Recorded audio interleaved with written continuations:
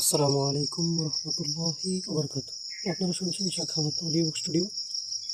আর আমাদের আয়োজন চলছে উসমানী সাম্রাজ্য বা খিলাফতের এবং তাদের শাসকদের অজানা ও রহস্যজনক অধ্যায়ের উন্মোচন।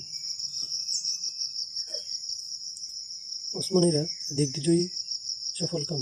তারা ফি সাবিলিল্লাহর পথিক, যুদ্ধলব্ধ সম্পদ তারা বিলিয়ে দিয়েছে সত্য ও নুসরাতের পথে।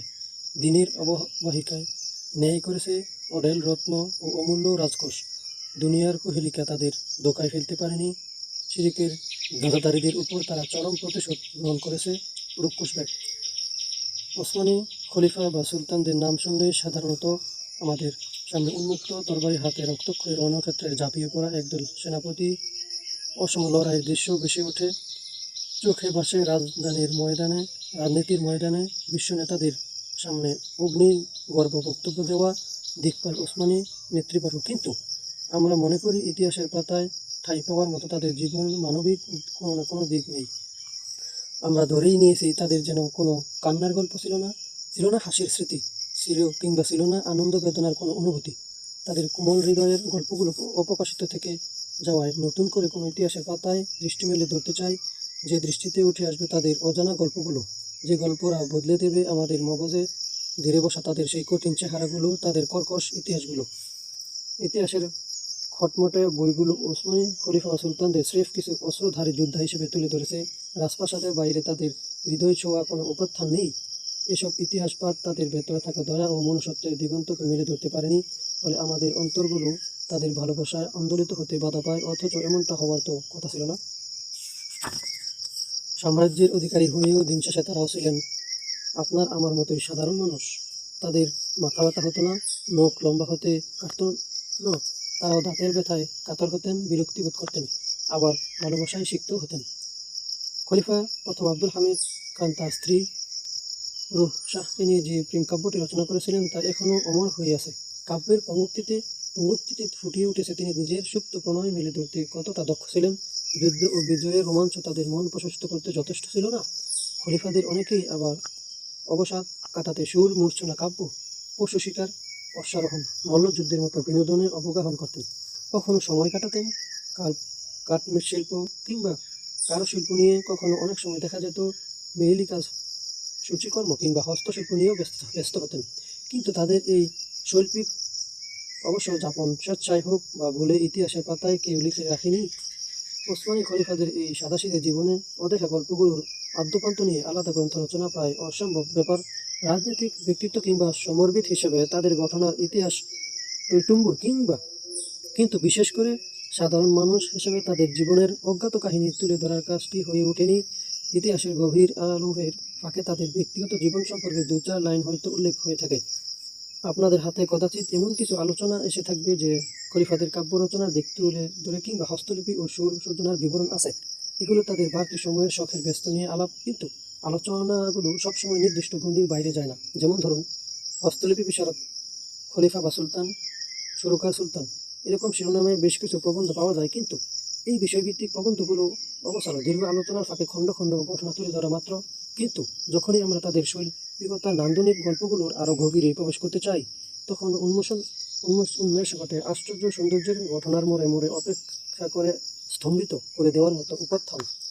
খলিফাদের শৌখিন শিল্পকর্মের মধ্যে সবসময় খলিফা দ্বিতীয় আব্দুল হামিদের অলঙ্কারিত কাঠশিল্পের কথা আলোচিত হয়। কিন্তু এই শিল্পগুলো যে তিনি তার পিতা আব্দুল মাজিদ থেকে অর্জন করেছেন, এই মূল্যবান তথ্যটা তুলে ধরার মতো লেখা জোগাড়তে দেখা পাওয়া দুষ্কর।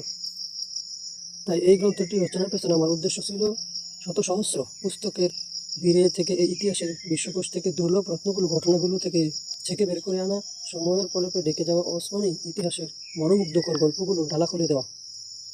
এই অন্তঃপুরবাসী রাজুক ইতিহাসের পরতে পরতে পাঠকের হৃদয় স্পন্দন বাড়তেই থাকবে।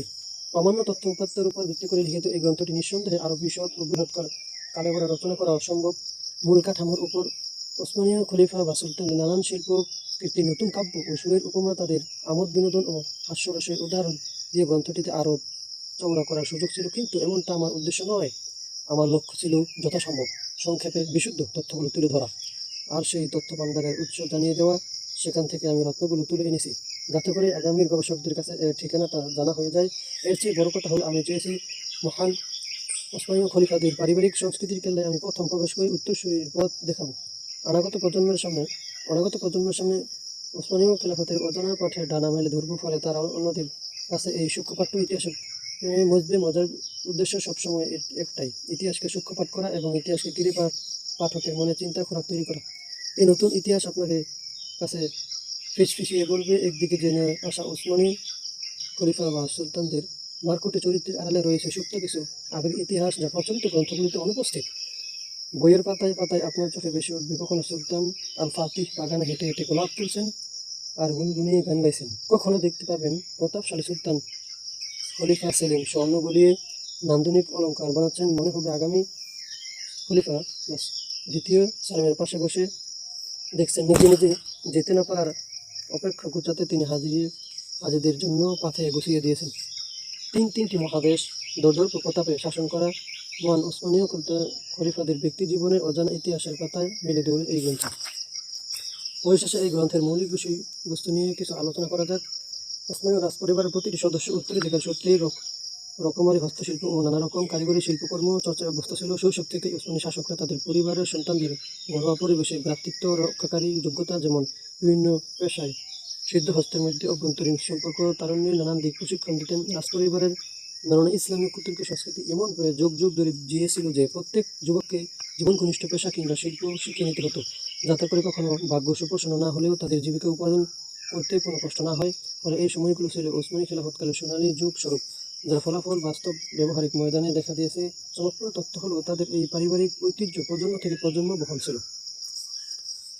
ইসমাইল দানিশমন্দ যথার্থ বলেছেন, খলিফারা বিভিন্ন শিল্পবিদ্যা চর্চার মাধ্যমে নিজেদের যোগ্যতা প্রমাণ করেছেন। তিনি বলেন, খলিফা বা সুলতানদের এসব কারিগরি দক্ষতা তাদের জীবিকা নিশ্চিত করতেও পণ্যগুলো কখনো বিদেশে বিক্রি হতো, কখনো অন্য রাজত্বের রাজপ্রাসাদে যেন তা, আবার কখনো বাজারের ক্রেতারাই তার জন্য বীর জমাত। এই গ্রন্থে আপনারা এমন কিছু চমকপ্রদ অনুসন্ধানের সন্ধান পাবেন, এটাই বাস্তবতা যে ভবিষ্যতের খলিফা সুলতানদের শিল্পদক্ষ কারিগরি ক্ষমতা রাজপ্রাসাদের গড়ে উঠেছিল, যে শিক্ষানিকেতনে আমিরদের শিক্ষা প্রতিষ্ঠান বলে অভিহিত করা হয়ে থাকে। আর এটাই সত্য যে একটি শ্রেণীবিহীন সমাজের একমাত্র অভিজাত রাজকীয় পরিবার শিল্প কারিগর আর এটাও সত্য যে একটি শ্রেণীবিহীন সমাজের একমাত্র অভিজাত রাজকীয় পরিবার শিল্প ও কারিগরি শিক্ষা প্রসারে অগ্রগতির ভূমিকা পালন করবে। এর সুদূর প্রসারী প্রভাব নিয়ে বলার অপেক্ষা রাখে না। বর্তমান গ্রন্থে আমি ওসমানীয় খলিফা সুলতানদের শৌখিন দক্ষতা তুলে এনেছি। শিল্প নৈপুণ্যের দিকে তাদের ঝোঁক, তাদের পেশা শিল্পকর্ম, তাদের অনুরাগ, শিষ্টাচার, ব্যক্তিত্ব ও তাদের চর্চিত নীতি নৈতিকতা নানান প্রেক্ষাপটে উঠে এসেছে। খুবই পরিপাটি ও গোছালো কালে পরে ফুটে উঠেছে সেই সব গল্পকথা। অল্প কিছুক্ষণের মধ্যেই আপনাদের সামনে এক বর্ণিল প্রদর্শনীর পর্দা উন্মোচন হতে যাচ্ছে। পাঠক, আপনি এমন সব ব্যক্তিদের পরিচয় লাভ করতে যাচ্ছেন যাদেরকে মনে হবে খুব নিকটে কোনো আপনজন, যাদেরকে গ্রহণ করে নিতে আপনি উন্মুখ হবেন।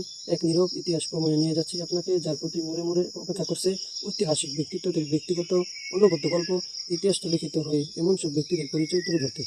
মোস্তফা আরমাগান, বানিয়া, অক্টোবর 2000।